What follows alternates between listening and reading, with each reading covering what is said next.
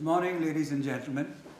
Welcome to WZO's annual seminar on Zoroastrian history, religion, and culture.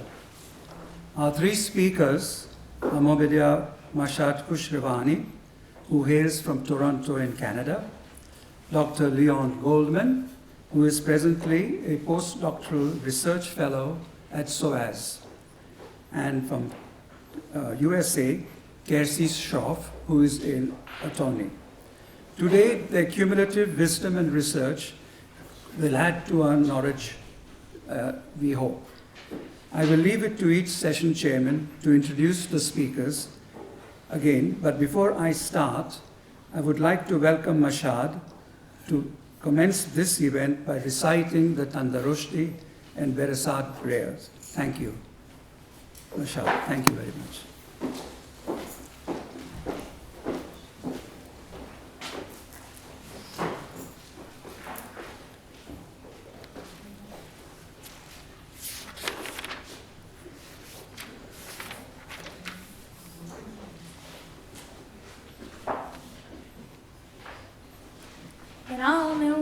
بخشاینده بخشایشگر مهربان اورمز پناه باد دریز بشنی شاد باد یتا و هومری و تارتوش شاد چید هچاو ونکوش دزدام رنکوش شاد نام ونکوش مزدای خشرم چاهو رایایم درگو بیو دارد واز دارم یتا و بری و تارتوش شاد چین هچاو ونکوش نزدام رنکوش شاد نام ونکوش مزدای خشرم چاهو رای آیم درگو بیو دارد واس دارم تندرستی دیر زبشنی اوایت هر ننگر اشنوی دار یزدان مینوان و یزدان گیتیانم شاز پندان میازد روشن همه برسان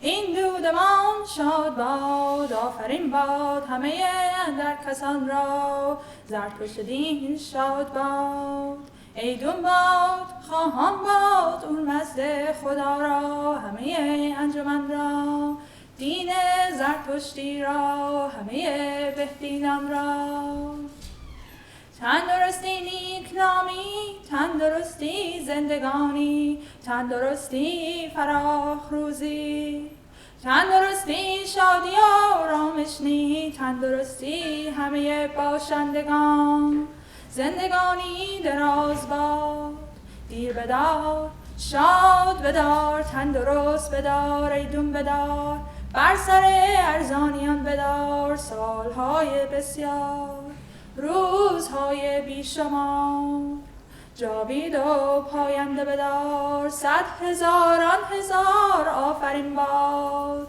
سال خجسته باد روز فرخ باد ماه فرخنده باد چندین سال چندین روز چندین ماه بسیار سال ارزانی دار یزش نانیایش رادیو زور و برشنه اشوی دار اول همه کار و کفه ها تندرستی باد رادی باد نیکی باد خوبی باد ایدون باد ایدون ترج باد پرمزدم شاس بندم کامه باد مشونشم بهو وشتمستی اوش داوستی اوش احموی هیان شایی وشتایشم برساد و بپذیراد و بنوشاد دادارون از پسند یزدان باد هیاره وهان رساد به خوشنودیه مینوی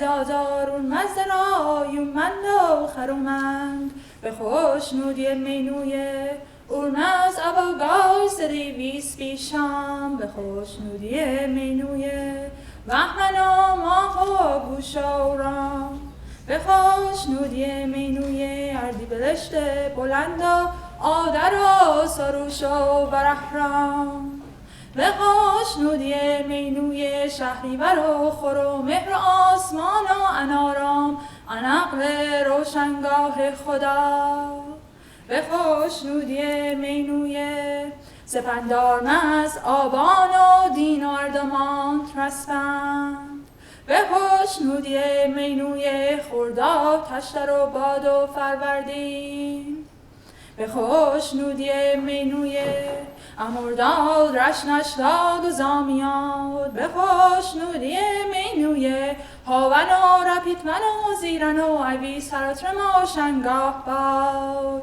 به خوشنودی مینوی گاه گاتابیو اهنود اشتبد سپنتمد و او خشن و اشتوش باد به خوشنودی مینوی همیزد برزی زد نیرو سنگی زد دهمان و وهان و فرینی زد باد به خوشنودی مینوی گاه گاهان باد میدیو زرمگاه میدیو شمگاه پیتی شمگاه ایو سرمگاه میدیارمگاه هم از پیتیمگاه باد به خوشنودی امروز روز فیروز و فرخ روز فروردین ماه خجست ماه خرداد گاه هاون برساد پسند و پذیرفته دادارون مزباد کامه باد ایدون باد ایدون ترج باد اشم بهو وشت مستی بوشتا وستی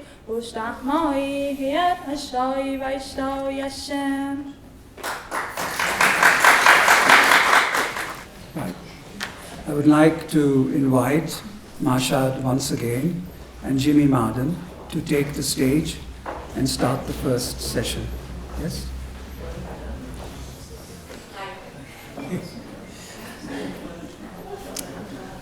Good morning, ladies and gentlemen, and thank you all for coming today. I sincerely hope you enjoy and benefit from the talks today and go back home a bit more enlightened on our wonderful religion and with a lot more food for thought. I feel privileged to introduce our first speaker for today, Mobedyar Mahshad Khosraviani. Mahshad is currently a student, double majoring in international business law at the Schulich School of Business and Human Resource Management at York University, Toronto, Canada. Born and raised in Tehran, Mahshad and her family migrated to Toronto a little over a decade for a more desirable and secure future. Barely 21 years of age, she trained and qualified for the ordainment as a Mobedyar through her consistent perseverance and dedication. In the summer of 2012, she was ordained as the first Zarathushti lady Mobedyar on the North American continent. She has been endowed with the honor of becoming the youngest female Zoroastrian priestess in Iran and the first in North America, the fruitful outcome of a formidable venture. Mahshad has been requested to conduct numerous religious ceremonies, functions, and events around the globe, including Australia and America, and joins us as a guest speaker here in London today. I'm sure we are all eagerly waiting to hear more about her ordainment and experiences as a female Mobedyar. So, ladies and gentlemen, please join me in welcoming Mahshad. In the name of Abda, the one without beginning, and Abi Anjam, the never-ending creator, I will commence this presentation. Good morning, ladies and gentlemen, honored guests, and my dear friends. I'd like to take a moment to express my gratitude to each and every one of you for attending this presentation today, and I hope that you would understand my Canadian accent. As Jimmy so kindly introduced me, my name is Mahshad Khosraviani. I'm 23 years old, and aside from my studies, I teach Avesta classes every Sunday, and I've been doing so for almost 9 years now. I am an active member of the both Irani and Parsi communities in Toronto, and I also write articles for the Zoroastrian Society of Ontario and the Huffington Post newsletter.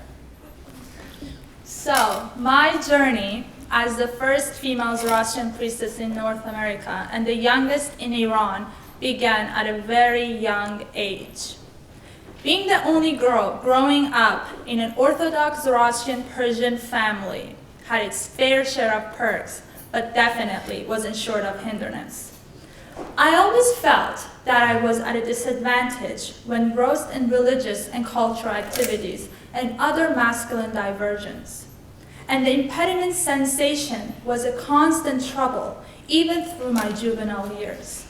But I must say that my childhood in Iran was just as colorful and exuberant as any other kids' in West.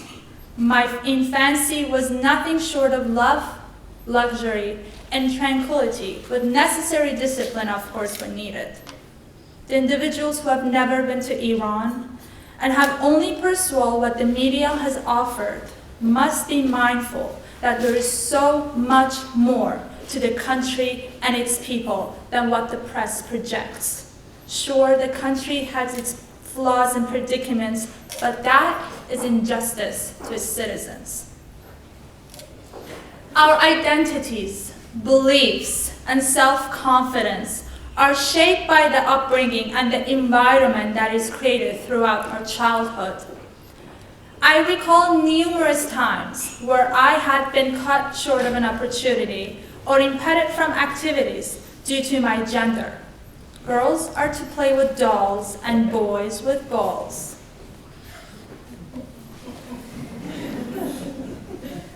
The prejudicial gulf between men and women is an overpowered reality that is admissible by society today. Certain class of men, accustomed to generations in power, see both their influence and their institution challenged by women, which can, at times, become a bruising, an ugly, and profoundly socially unjust battle.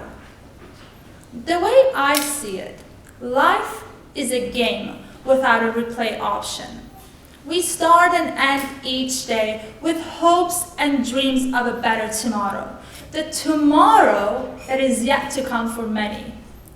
And yet, it bothers me and saddens me that the society holds back people regardless of their value and worth to a cause based on their gender. A change was what I desired, but I knew it had to start small in order to flourish into an anchored revision in our community. So I set forth to be the change I wanted to see. Growing up, I craved the same rights and freedom as my brother and other male family members. The rejection of the leeway resulted in disobedience and inquisitiveness to achieve fairness and justice in what I now view it to be an unripe maneuver.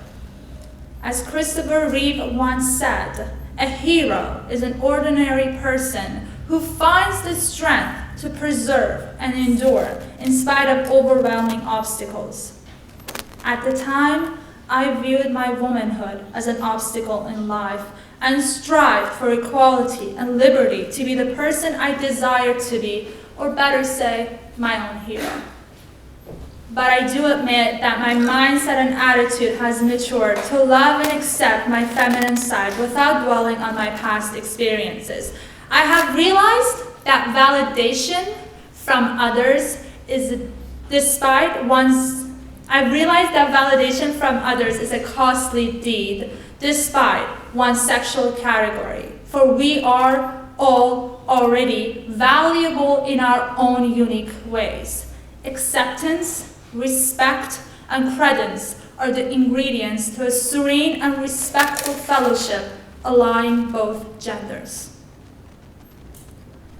The Zoroastrian community in Toronto erupted when I initially embarked on the quest to ply my aspiration of becoming a religious revolver at the age of 17, and attaining myself, more than anything else, a strong, mentally and spiritually, and most importantly, happy being.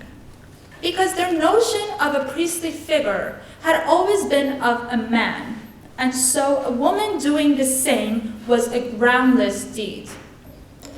It was an intricate journey, but just like everything else in life, determination, dedication, and faith in my vision and dreams, with the support of many, I was able to be honored with the title of the first female Zoroastrian priestess in North America at the age of 20 and the youngest in Iran, and the only priest in the history accepted by both the Iranian Movement Council and the NAMC. So, the arousal that had moistened my rooted aspiration had been the bafflement shadowing the rejoinder I offered to questions such as, what is your religious belief? I'm a Zoroastrian, I would say. Such questions cast a metaphorical wide fishing net, as it helps in picking up certain cues and characteristics of a person. A person's religious belief can encompass their personal philosophies, cultural backgrounds, values, and broadly a large part of their identity.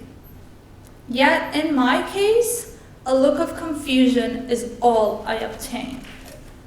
It is a frequent occurring situation throughout most of our lives as Zoroastrians, and I'm sure you too have most definitely experienced this. But it never fails to amaze me, owing to the impact that the faith has had throughout the history. But I do not blame people for the lack of their knowledge. A religion which at one point numbered in millions and now has fallen into near obscurity. I had aimed to be a torchbearer by imprinting equality and inspiring others to become competent in the Zoroastrian religion and prevent it from diminishing. To put simply, our religion is one of the first monotheistic faiths and was founded by the prophet Zarathustra. Zarathustra received several visions from Ahura Mazda, the uncreated supreme God, from Vahumana, which brought about revelations outlining the purpose of Ahura Mazda and his work in upholding Asha, or truth. It revealed the existence of Angramenu, the destructive mind, who thought to spread druj, or lies, and evil. Asha not only means truth, but goodness, honesty, and order, while druj means lies, hate, evil, anger, and chaos. The revelations were laid out through songs and poems containing the core teachings of Zarathustra, known as Gathas. The central theme of Gathas is the practice of good thoughts, good words, and good deeds. The Zoroastrians believe that good and evil always existed since the creation of mankind, and there has always been a battle of one against other. It is through our good thoughts, our good words, and our good deeds that we assist Ahura Mazda and strengthen the path of Asha against druj. It is an influential concept, since anyone can be a Zoroastrian as long as they follow the righteous path. It also highlights the importance Zoroastrianism places on free will, by illustrating that the righteous path is an active process, one where we must constantly use our mind, our words, and our action to promote it. Zarathustra at first faced some oppositions for this new faith, but after finding acceptance with the local king, the religion spread and over centuries came to dominate most of the Persian Empire, including Iran, Afghanistan, parts of Iraq, and Central Asia. It went as far as east as southern China and as far west as Asia Minor. It became the official religion of the Persian Empire for millennia and was the dominant religion of the region until the arrival of Islam. A series of conversions, persecutions, and spread of Islam over centuries diminished the faith, with a small number fleeing to India and an ungenerous number surviving in Iran. Those who fled to India are known as the Parsis. and they are the larger of the two Zoroastrian groups. The first migration took place around 1,000 years ago with a series of successive migrations over the centuries. However, our religion today is in state of decline. This is primarily due to low birth rates, exclusion of children from mixed marriages, and failing and refusing to accept converts. At this point, I request that each and every one of you would explore my words with an open mind, for this is only my opinion. I do not wish for any hard feelings. One of the main ways that I believe that we can preserve and reverse this steep decline is by educating and allowing conversion to those who are interested in joining the faith, and also accepting the children of mixed marriages. Unfortunately, there is a stiff opposition to such thinking, as many feel it would dilute the faith or damage the religion. Such beliefs are groundless. Zoroastrianism itself spread through conversions. There are historical records of conversions that occurred throughout the different Persian empires. The narrow and rather segregated thinking that several Zoroastrians hold today damages the true message of Zarathustra, which is to elevate the goodness in all.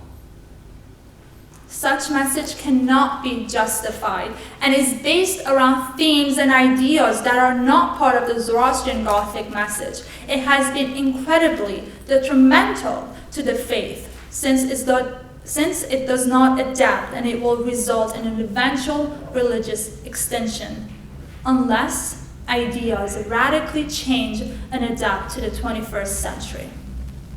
Adaptation is necessary for any system to survive. One of the laws of the universe is the selection of the fittest system, whether they are physical, biological, or philosophical systems. All of these systems need to evolve and adapt to survive in a metaphorical and physical sense.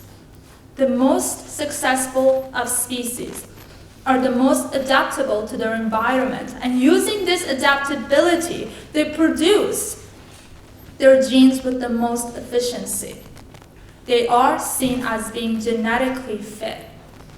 In the same manner, the most successful philosophies are also highly adaptable and spread their ideas quickly and efficiently while attracting new followers. By following rules and guidances that were usually written thousands of years ago before this time, and demanding to fit into this lifestyle is identical to hammering a square peg into a round hole. That results for most parts in frustration, confusion, and apostasy.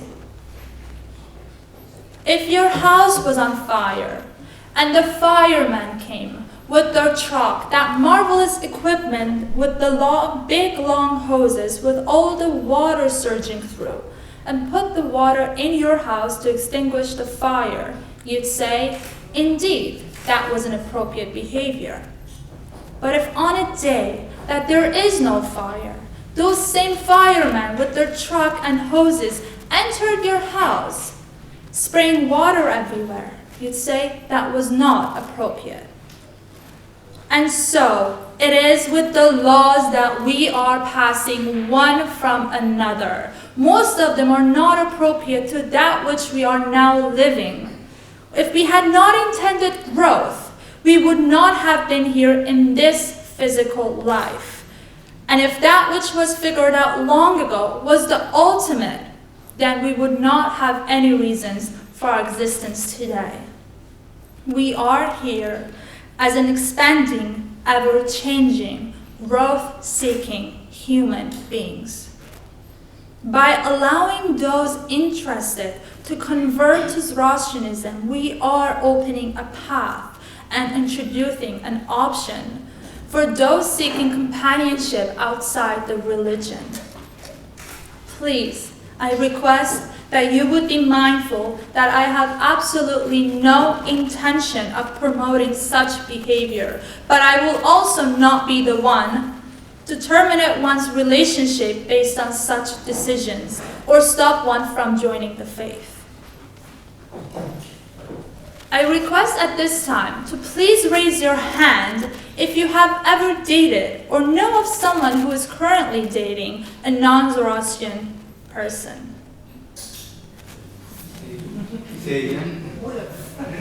I request that you raise your hand if you have ever dated or know of someone who has dated a non-Zoroastrian person. Does anyone want to volunteer to share that experience or say a bit about it? Please. Mumbai, which I still refer to Bombay, which is the heartland of Zoroastrian orthodoxy. I have no hesitation, even if everyone were to raise a revolver right now at me, to say, not only have I dated a Muslim girl, but at her request, I've taken her to 2 fire temples in Bombay.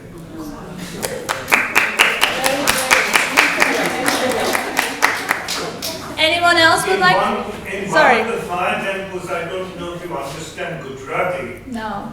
One of the dasturs there said, "Aaj chokri to jara parjat lage."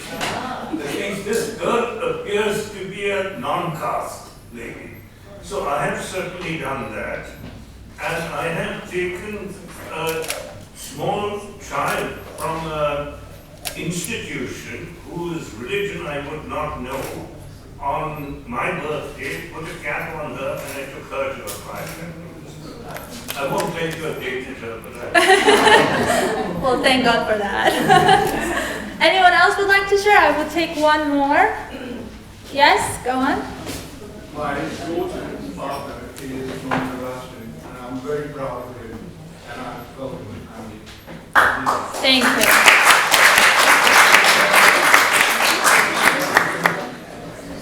The environment.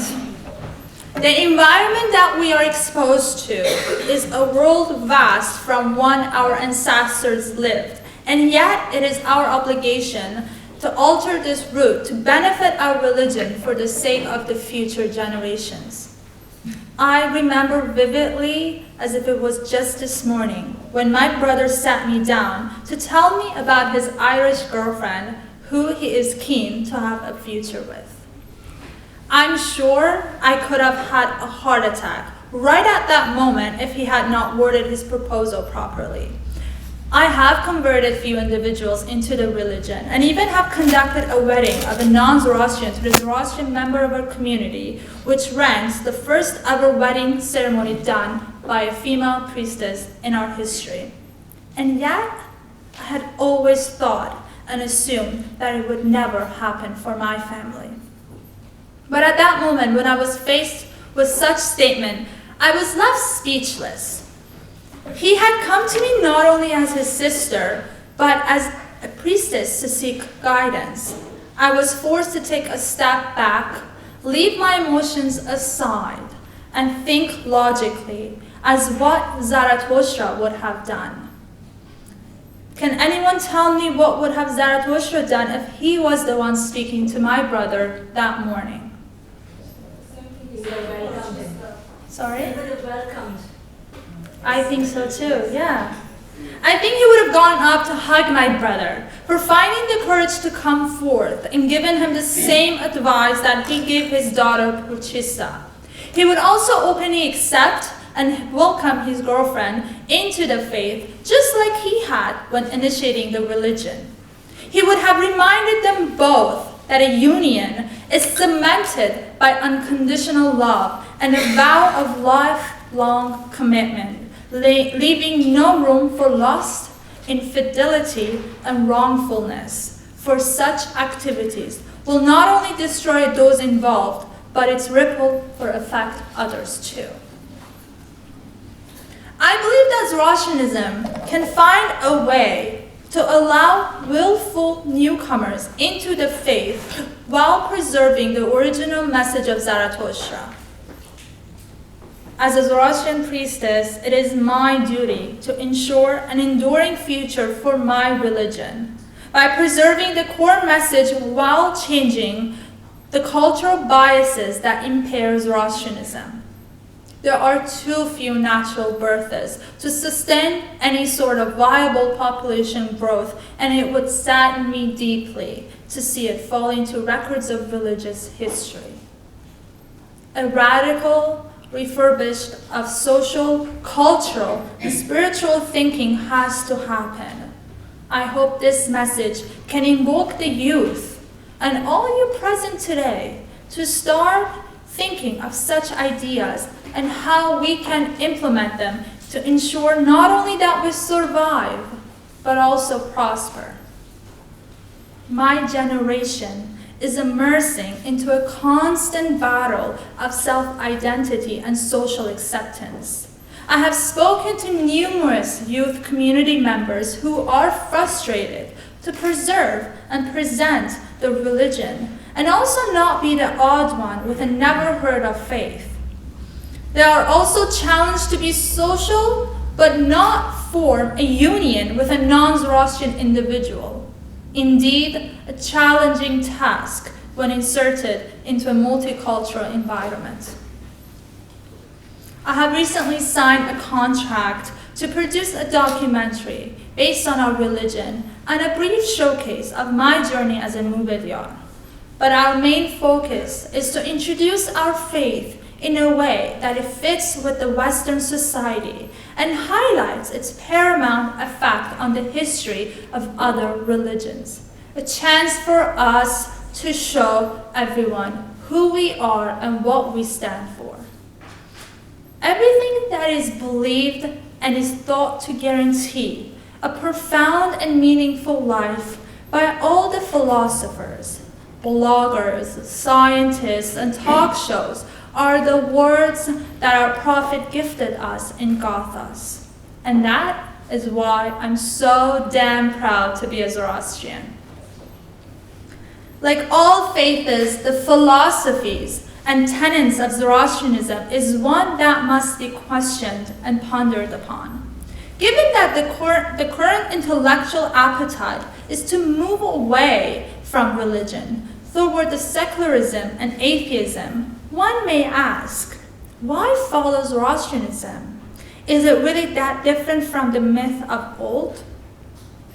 While these are questions any well-meaning rationalist person may ask, concepts of faith are subjective and open to an individual's interpretation.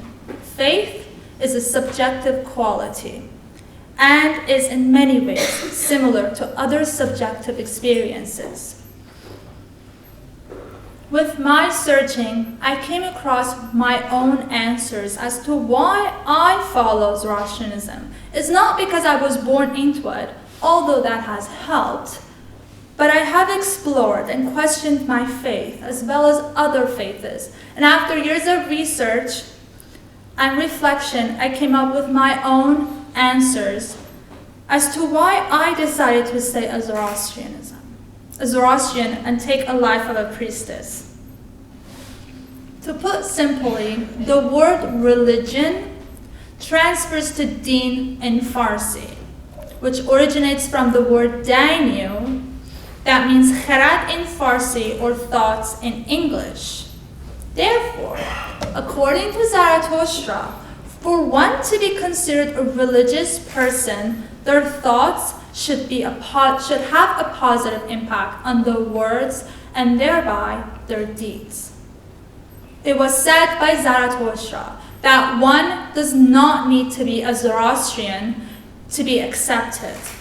We are all first born as human beings, then an Iranian or a Parsi, and lastly a Zoroastrian.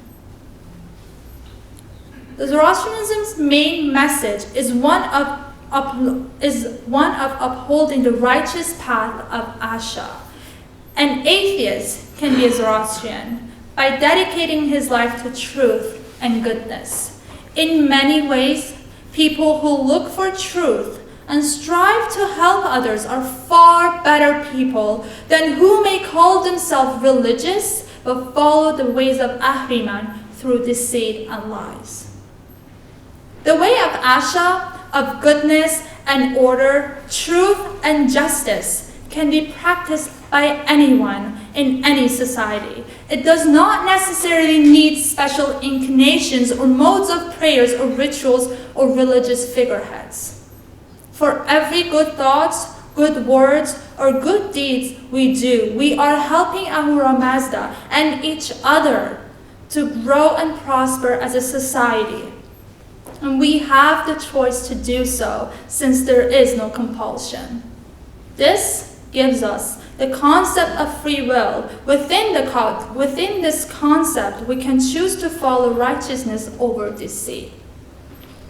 And so, I'd like once again to express my keen concern with the future of our religion, and wish that no one present here today is offended by my notions or suggestions, and can ponder upon them with an open mind and hopefully generate a lifestyle that would allow acceptance, conversion, along with maintaining the original message of our prophet. By ensuring a strong and undefeatable religion, an assurance of survival and prosperity is birthed, that no conversion or apostasy would impair it. As Mother Teresa said once, "If I look at the mass, I will never act. The more who die, the less we care. But if I look at one, I will act." And so, the more that leave the faith, the less we tend to care. But if we care for one at a time and open our arms for those wishing to convert and join the religion, we will have a better chance at preserving this beautiful religion. It is not I nor you who can make a difference. It is when you and I join together to form we that a sustainable, solid, and healthy change is attainable.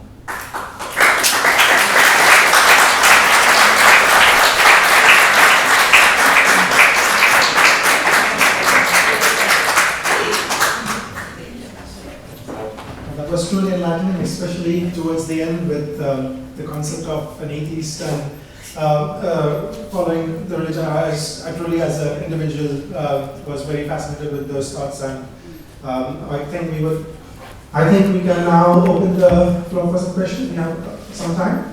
I'm pretty sure you are. Just before we take questions, Mahshad, would you like to just go through the slides? Oh, And yes. just, right? So this is the ceremony of my initiation as a priestess in Toronto. From left to right is John Bagley, who is my mentor. Then we have Kerman Katarak, there is me, and Kobad Zarulia, who is the president of NAMC, the North American Movement Council. So at this time I was given my certificate from NAMC, and the one over here is the one I was given in Iran as a Mobedyar.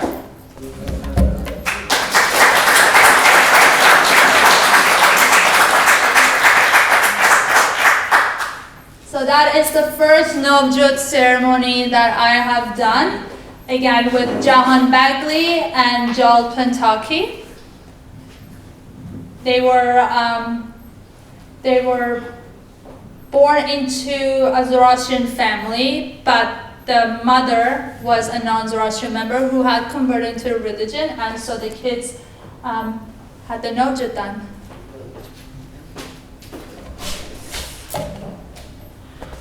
Same event, yes.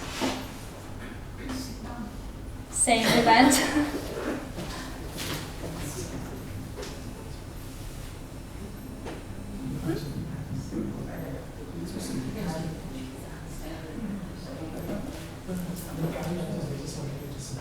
should they are the same age? There were two twins of 9. The middle child was 8 years old. So there were 9 and 8.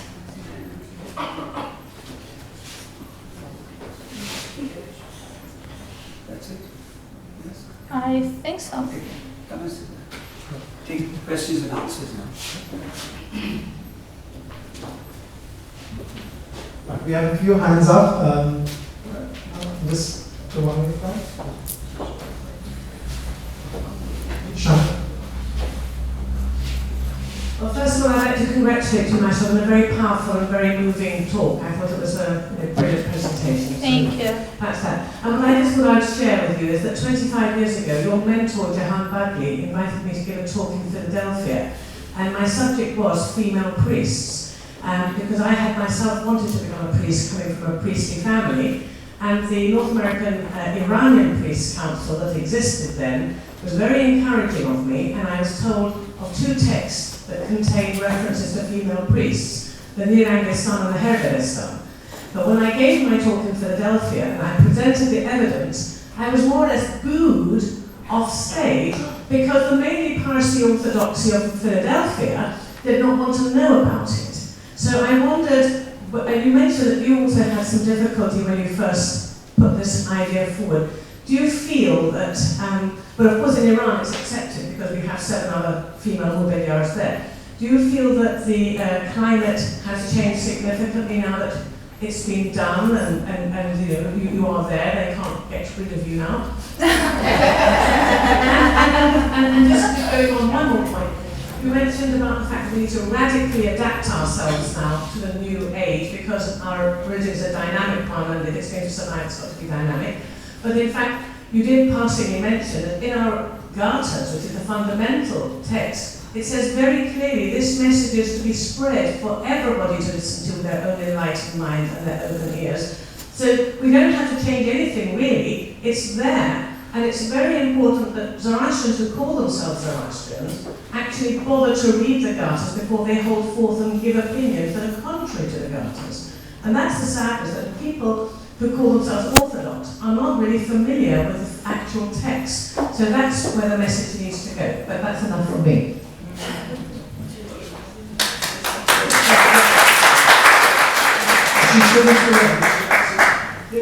Well, in the last 3 years, ever since I did become a Mobedyar, I've seen a change, but not the way I wanted it to. Actually, when I do get home for the first time in 3 years, I've been invited to do a Parsi Jashan. So I do see them accepting me a little bit, but it takes time. It will take time. We just have to be patient and open-minded and one at a time accept others for who they are. We can't pick flaws. We can't say, I'm better than you simply because I was born into this. It's a lifestyle that we all have to adapt and live to be a better person. Thank you.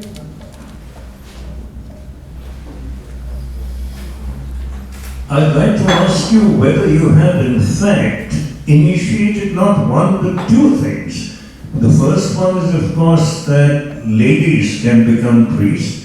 And secondly, I don't know whether you belong to a priestly family or not, but does your initiation also mean that men and women who are not descended from priestly families can become priests? Because in the democratization of the religion, this is most essential, that a monopoly should not be there for people to become priests, and all enthusiastic people should be allowed to be dastus. That's happened in Iran already.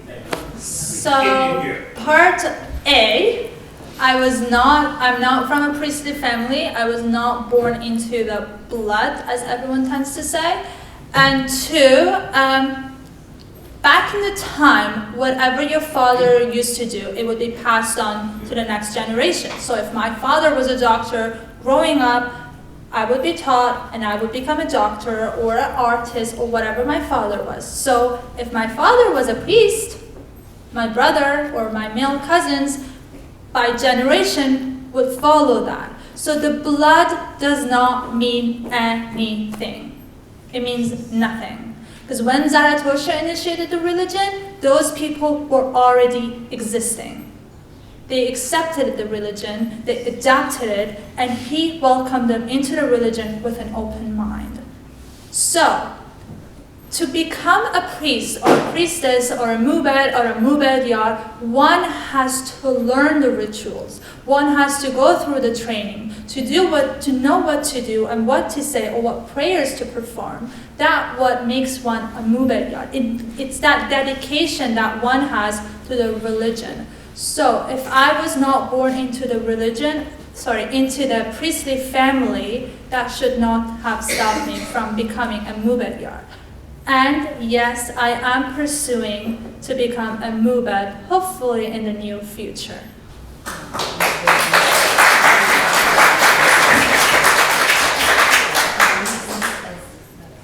Dear Mahshad, I would like to ask you one question. Yes. And this is for the people who deny the choice of choosing our faith, Yes. which is basic fundamental right of any human being. Yes.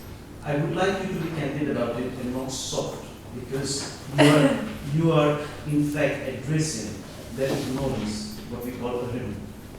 So I hope you will give me an appropriate answer. The question is, what would you like to tell those people who deny other people to choose their own faith? The hypocrisy is To choose their own faith or our faith to to practice. choose everybody. If I want to change my religion, Yeah, it's okay. my choice. Okay, I got your question. Russian Yes. or Parsi or Irani or whatever. So when it comes down to people wanting to choose our faith, they object to it. When it comes down to people wanting to choose other people's faith, that's the hypocrisy. They don't object to it. Okay. So let me put it in another way. Who was not born in this country? Do you want to say where you've been born? Iran, India? Majority Iran, India? Pakistan? So you were not happy.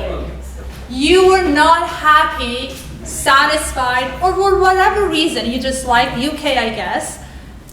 You moved here. You weren't happy. It didn't satisfy you. It didn't make you the person you wanted to be. You changed your country. You moved to another country. I personally studied biomed for 2 years. I went to medical school for 2 years. I hated it. Made me miserable. I used to come home crying. I changed. I'm studying law right now. So the change is given to us at any stage in life. A religion and a faith is a lifestyle that one adapts. So if I'm not happy as a Zoroastrian, I have every right to practice Islam, Christianity, or have no faith at all. That's my personal choice, and so is everyone else's. So for me to say that he is not welcome in my religion because he was not born into it, I am going against everything that Zarathustra has taught us and left us behind in Gotha.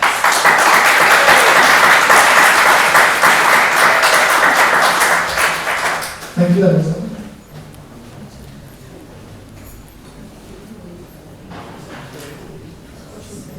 Hi. Hello. I think we've just looked at one aspect of the religion as in bringing people in. But there is another scenario that there are so many Zoroastrians that are leaving the religion. So it's like a leaking bucket.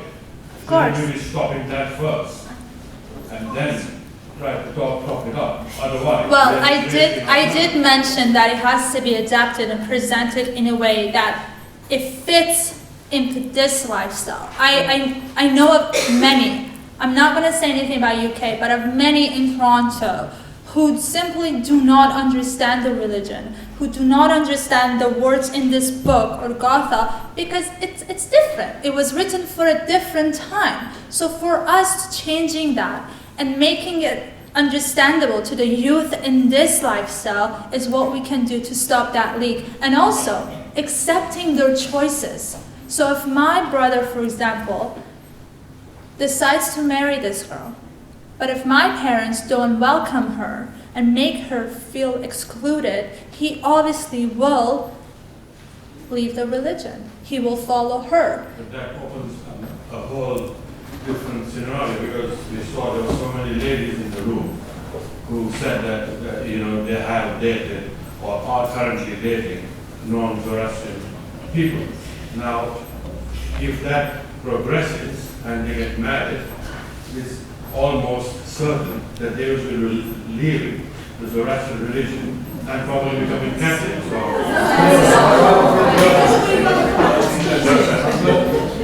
So again, you can really see the Muslim There's an argument there.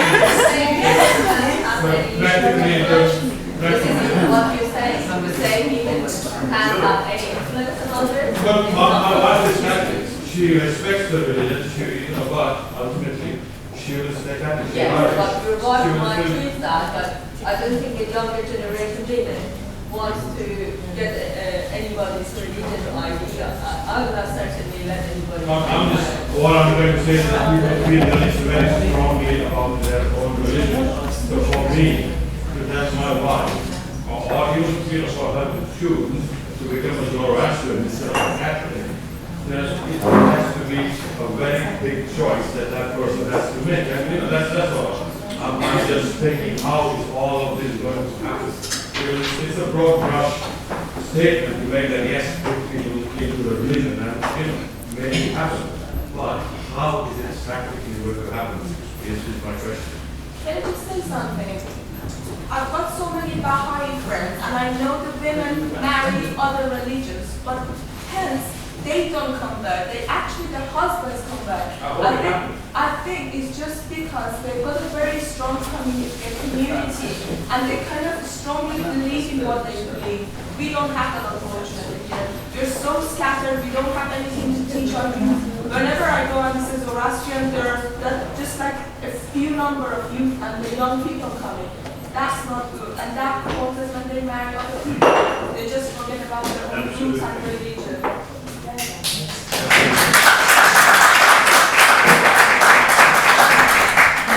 It's the parents' responsibility, let's put it that way. I spent most of my youth here in Canada, but my parents always made religion #1 priority. My dad would wake up every morning doing his Sidran question Avesta. We would speak only Dari at home. It was what was set up for us to learn and adapt. But we should also be given the freedom of choice if this religion does not make us happy.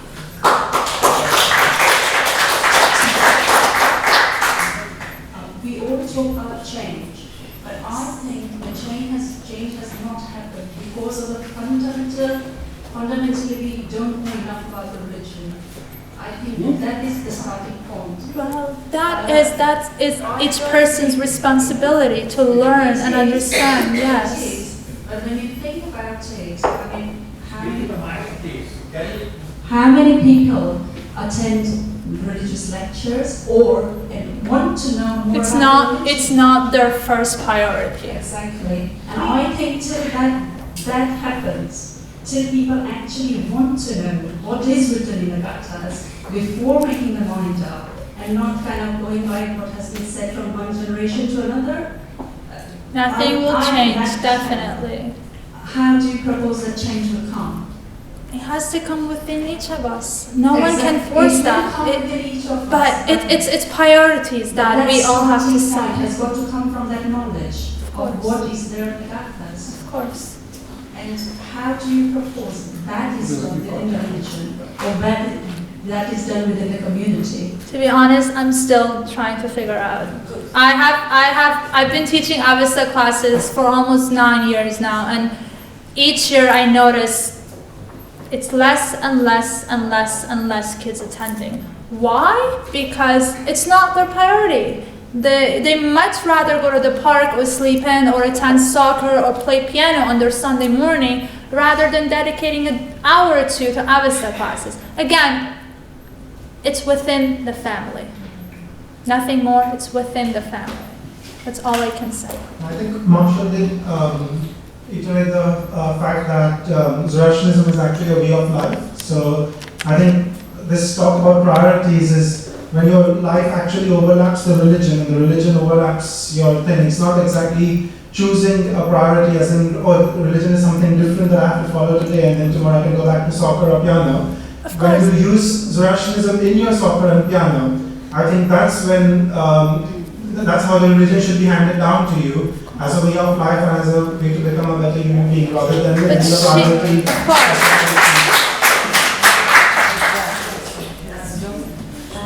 Mahshad, I'm just a bit worried about confusing cultural issues with religious issues. And I was a bit alarmed about a few minutes ago when you, in answer to someone, said, Gathas were written in a different time and we need to adapt.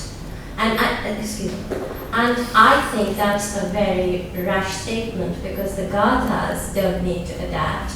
The Gathas are about ethics, and what you're talking about, the adapting that's needed, is about cultural norms and social norms. And I think you're not the only one. Often people get confused and say such things because of other religions which talk about their scriptures. Their scriptures were written in a different time and in a different context. But our Gathas are about ethics. I do appreciate your question, and I'd like to make sure that you know that I'm not confused. I was referring to his question earlier where he said that it's not understandable, that the kids are leaving the faith. And what I was trying to say, that it has to be adapted in a language, in a concept that the youth can relate to. The Gathas, the Avestas are not something that any child can relate to or understand. That's what I was trying to say. I was not saying that Gatha has to adapt. That's not the case. That's fine. I'm only referring to our religion since this is a Zoroastrian seminar, and I'm saying that for us to prosper and not diminish is for us to adapt and accept others within the community. I've been told of many who want to convert and study a religion, and we simply deny them that right because they were not born into it. That's what I mean by that.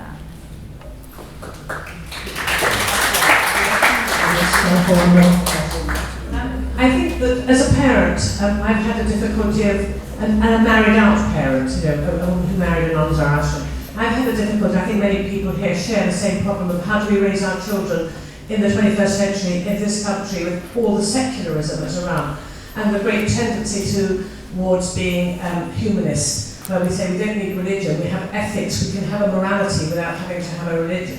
And I think that's the great pull, because in this country works very well as a very compassionate, humane country, very tolerant, and it has space for everybody and everyone's different ways of life. So that is the big problem. And I think as a parent, you're right. You've got to start very young. And even though you may not think that teaching them Avesta is a good idea, I think it's a very good idea because children. I do teach Avesta classes, so of course it's a good idea. Just sort of, you said maybe the Avesta is not right for children. I think it's absolutely right because children are like little parrots when they're little. You can teach them anything, they're like sponges. They'll learn to recite very much more quickly. And they'll also learn, as Julia quite powerfully said, through your way of life. If you show the humane, charitable, kindness, helping other people, as a parent, it can't help but be observed by the child. And they will understand, and as I said, rituals, Nowruz rituals, beautiful rituals, Tirgan, Nowruz, the fun that we have, all of those really impact on a child. So it's absolutely essential that parents introduce their children as young as possible. Because by the age of 11, they will want to go to football, and they will want to go and do things with their friends, they will want to go to discos, they will want to hang out with their own friends. But if you've given them a very strong grounding as a child, that won't be forgotten, and when they're older, when they're about 30 or 40, like me, and perhaps like a few others, they will start thinking back to that wonderful culture that was given to them by their parents.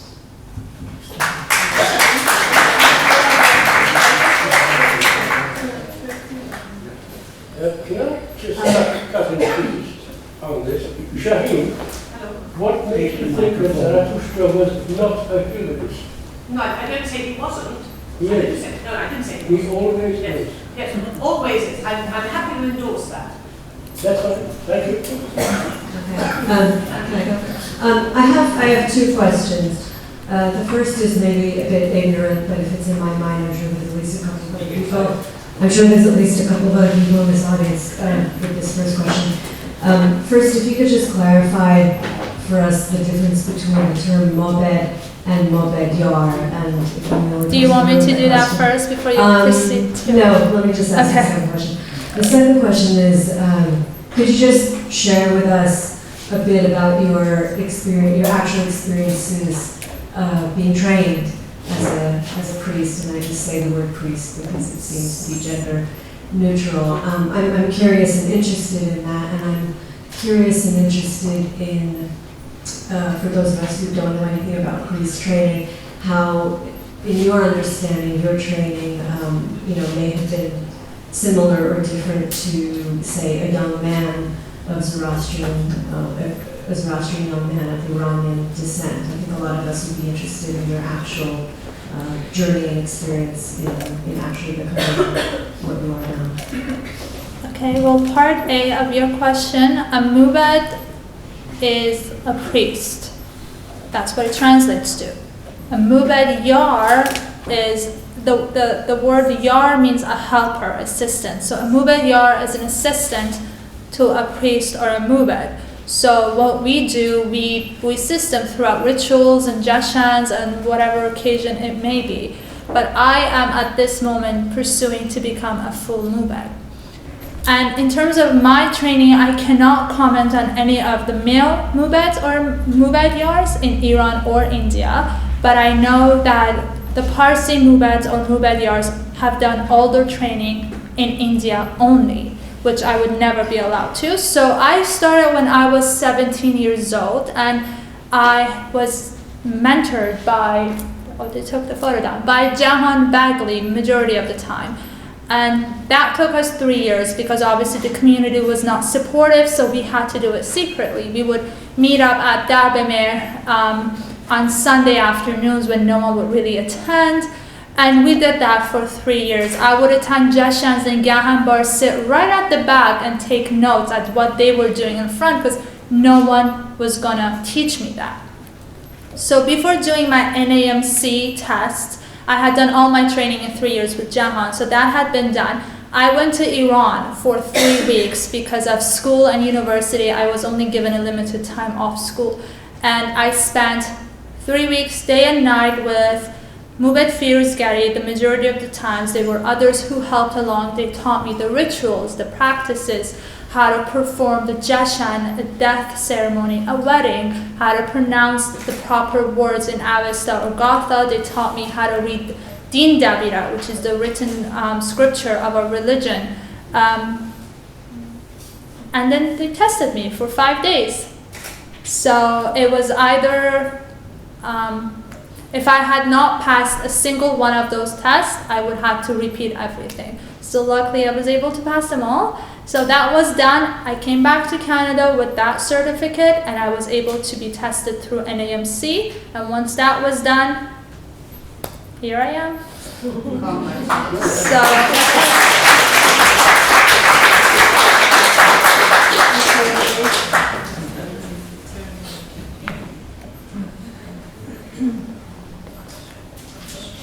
Mahshad? Yes. You started your speech by using 2 names from the 101 names of Ahura Mazda. Yes. It was wonderful because you mentioned them and you translated the meaning of the words. Thank you. Rather than saying in the name of the Almighty and so forth. I like to be unique, so. But thank you. But the way forward for me to say is that having done that, the audience understood what you were saying. Whilst all these years that the religion has been, it has not been in a language that was understood by the readers. And only now are we having books that come up with the translations. Secondly, every time, everywhere there is the mention of religion, gathas are mentioned. Whilst our religious books the prayers do not mention the Gathas, although they are there, but the daily prayers of the Zoroastrian does not really refer to the Gathas. So that's where I see, apart from the first point of translation, even the second point is the non-understanding of what we have been taught in the past. That was just a comment I wanted to make. The second point is that from what history I have learned of Zoroastrianism, especially in India, with the influx of the Iranians who came, the gentleman in front was asking the question about the Mobed or the Mobedyar coming from a family of Mobeds. From what I know is that the institution of priests became very greedy, and it became so greedy in the past that there was a fight against the priests, and this fight separated priests, and they were then separated to such an extent that there were the Suratiyas and the Pagariyas, meaning, and they haven't had a boundary that the priest from a certain place cannot, do the work that was supposed to be done of crossing the boundary. So this being born into the family was just created within India after about 100 years of the landings, when the priests found that it was quite lucrative to have the donations given by the public at large. That's all. Thank you. Thank you.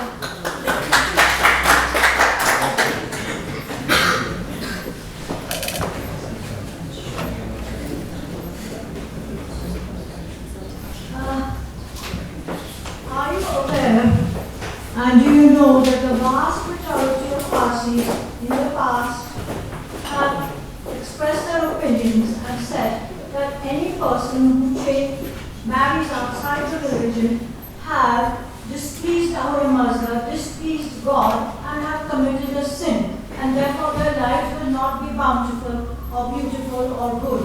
What is your opinion about that? It makes no sense. It's not true. It's groundless, and it's false. That's all I have to say to that question. I think we just about quarter to the end of the session now, and we'll have a short break. I just want to say one more thing before we finish. I have been married to Ursula. Yes, thank you.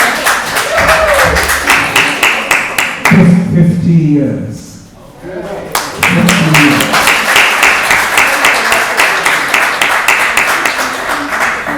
We have a Zoroastrian household. Even though she's German, it's a Zoroastrian household, and she has an affinity and an understanding of Zoroastrianism. It is only certain individuals who've attacked her or said, you can't be part of it. But we have been resolute in holding on, and we are still part of the community today. So it is to be brave and strong, and you will be successful.